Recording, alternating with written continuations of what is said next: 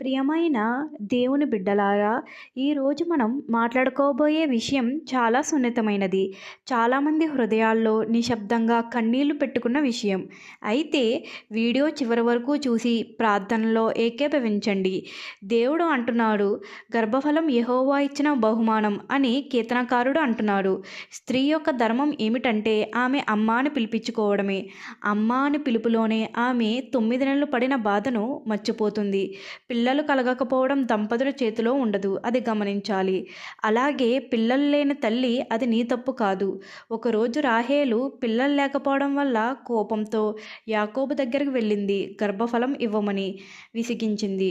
లేకపోతే చచ్చిపోతాను అని బెదిరించింది. అందుకు యాకోబు ఆమెపై బహుగా కోప్పడి, నేను నీకు గర్భఫలం ఇయ్యకపోయినా అది దేవుడు ఇవ్వాలి అని అంటాడు.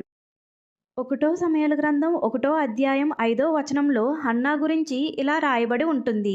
యెహోవా ఆమెకు సొత్తు లేకుండా చేసెను అని రాయబడి ఉంటుంది. కాబట్టి గమనించండి, గర్భఫలం దేవుడు ఇచ్చిన బహుమానం అని గమనించాలి. నీ భర్తను నిందించరాదు, అలాగే భర్తలారా మీ భార్యలను అవమానించరాదు. ఇద్దరూ కలిసి గర్భఫలం కోసం దేవుని సన్నిధిలో ప్రార్థన చేయాలి. ప్రార్థించి పిల్లలు పొందుకున్న వారి బిడ్డలు పేరు ప్రఖ్యాతులు సంపాదించి చరిత్రలో చిరస్థాయులుగా నిలిచారు. బైబిల్ గ్రంథంలో రిబ్కా, సారా, హన్నా, రాహేలు అనేక సంవత్సరములు పిల్లలు లేక ఉన్నారని లేఖనములు తెలియచేస్తున్నాయి. వారందరూ ప్రార్థనలో దేవుని వెతికారు మరియు వారిలో ప్రతి ఒక్కరూ కూడా దేవుని దయా సంకల్పం బట్టి ఒక ప్రత్యేకమైన కుమారుణ్ణి కన్నారు. వారు ఆసక్తితో ప్రార్థన చేశారు.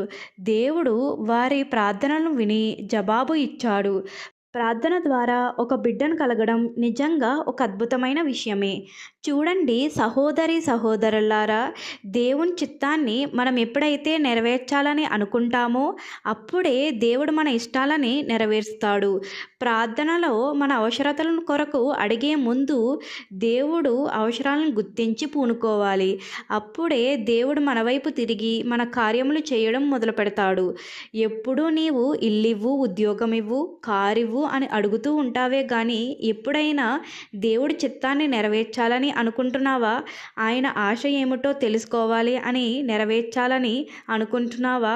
హన్నా అయితే తన అవసరత కంటే ముందు దేవుని మందిరంలో కొరతను తీర్చాలని అనుకున్నది. అటువంటి సమర్పణ కలిగిన ప్రార్థన దేవుడు ఆలకిస్తాడు. గొడ్రాలు అనే పిలుపును కొట్టివేసి అమ్మ అని పిలిపించుకునేలాగా 12 కుమారుణ్ణి బహుమానంగా ఇచ్చాడు. హన్నా ఆ కుమారుణ్ణి దేవుని సేవకు సిద్ధపరిచి దేవుని మందిరంలో ప్రతిష్ఠించింది.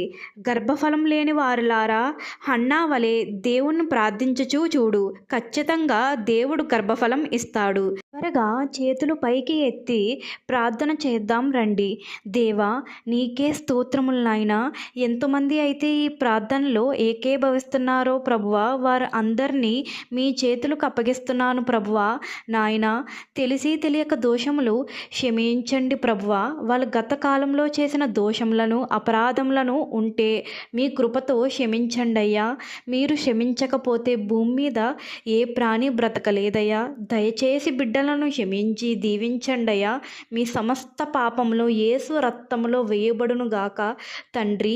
ఎవరైతే హార్మోన్ ఇంబ్యాలెన్స్తో కరెక్ట్గా లేని వారికి కరెక్ట్గా ఉండేలాగా, అలాగే తండ్రి ప్రభువా థైరాయిడ్ ప్రాబ్లమ్స్ ఉన్న వాళ్ళకి తండ్రి ప్రభువా ఓవెం రిలీజ్ అవ్వని వాళ్ళకి చక్కగా రిలీజ్ అయ్యేలాగా తండ్రి. అలాగే తండ్రి ఇంకా ఎన్నో బాధలతో ఎన్నో కారణములతో తండ్రి బాధపడుతున్నారు తండ్రి. వారందరినీ మీరే ముట్టి స్వస్థపరచండి ప్రభువా. ప్రైజ్ ద లార్డ్ తండ్రి. ఆమీన్.